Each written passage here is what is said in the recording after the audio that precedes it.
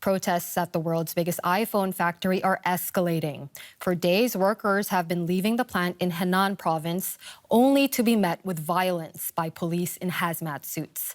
At the center of the protests, China's zero COVID measures and the poor working conditions that accompany them. The world's largest iPhone factory in Zhengzhou, China. Hundreds of angry employees march out of Foxconn's flagship iPhone plant. Workers smashed surveillance cameras, pushed over barriers, and marched out against a wall of police, many in hazmat suits.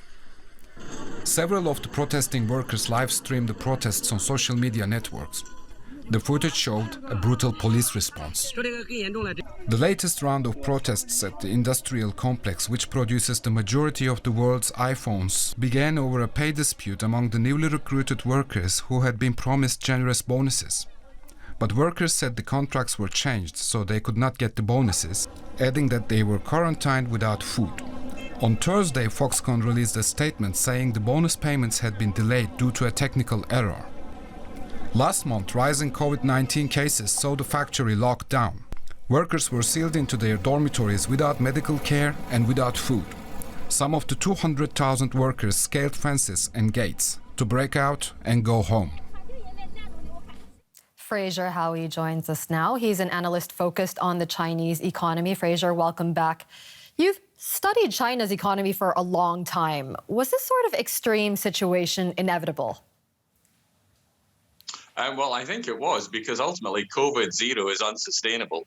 And this has basically been the biggest problem for the past couple of years, really, for China, that as COVID sort of moves through the planet and China keeps itself isolated and its population would be what we would call COVID naive, that at some point you're going to have these major disruptions as ultimately China, from a COVID standpoint, sort of rejoins the world, voluntarily or involuntarily.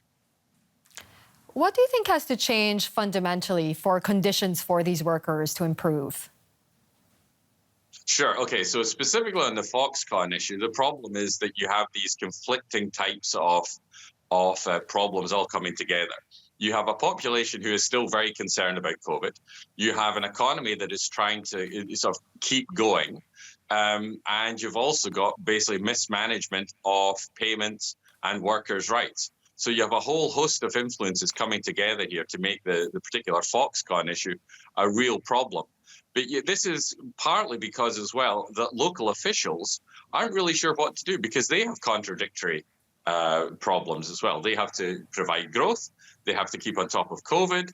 They also have to keep the population sort of safe and happy as well. And these are all basically coming together now. And you see the scenes that we've seen over the past couple of weeks.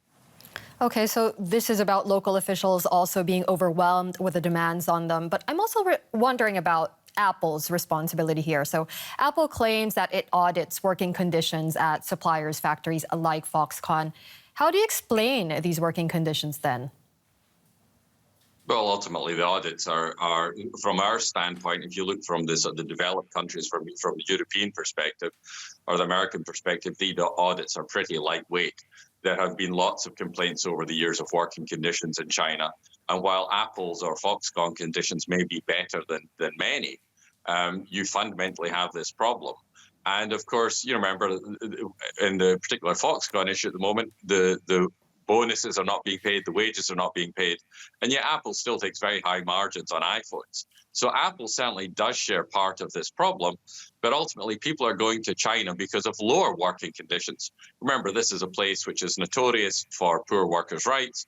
There are ultimately no effective unions in China to even mediate between workers and management. And so I think Apple does have a role to play here. And I noticed they've been conspicuously quiet about this issue of late.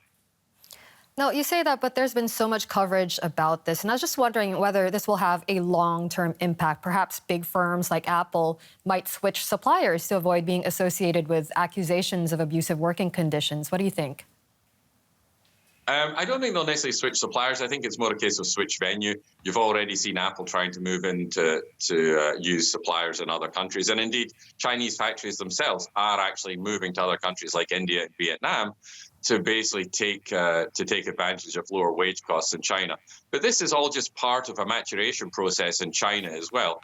That China is simply no longer the cheapest source of labor in the world. So you're going to see companies moving out of China. The COVID situation over the past few years in China, coupled with the tougher geopolitics, is meaning that you are seeing a sort of decoupling. It's not a complete isolation of China or just a full disengagement, but you are seeing an understanding that there are much greater China risks than there were 10 years ago. And companies are responding to that. A changed China. Fraser Howey there. Thank you very much for your time today. Thank you very much.